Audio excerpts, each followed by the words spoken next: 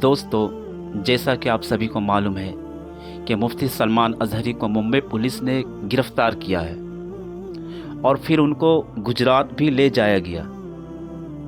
ये सब होने के बाद नहीं लगता कि ये जुल्म और ज़्यादती हो रही है, जबकि मुफ्ती सलमान अज़हरी ने कोई जुर्म नहीं किया है।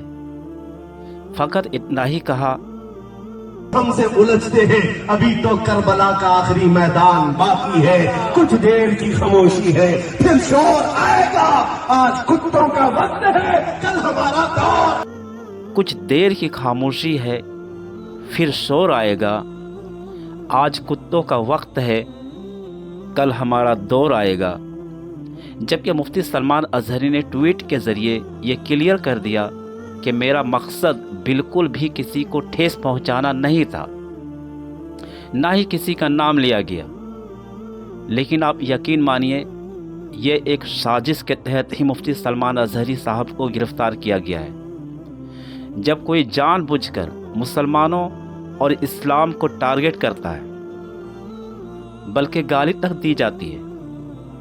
हद तो ये है कि मुसलमानों के नबी की शान में गुस्ताखियाँ तक की जा रही है। उस वक्त किसी का कोई ट्वीट सामने नहीं आता। उस वक्त ये पुलिस कहाँ चली जाती है? ये कैसा इंसाफ है?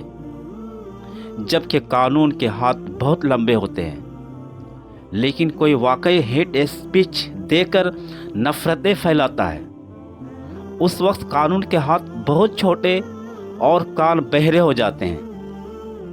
तभी मुझे ये कहना पड़ता है, हम भी करते हैं तो हो जाते हैं बदनाम, वो कत्ल भी करता है तो चर्चा नहीं होता।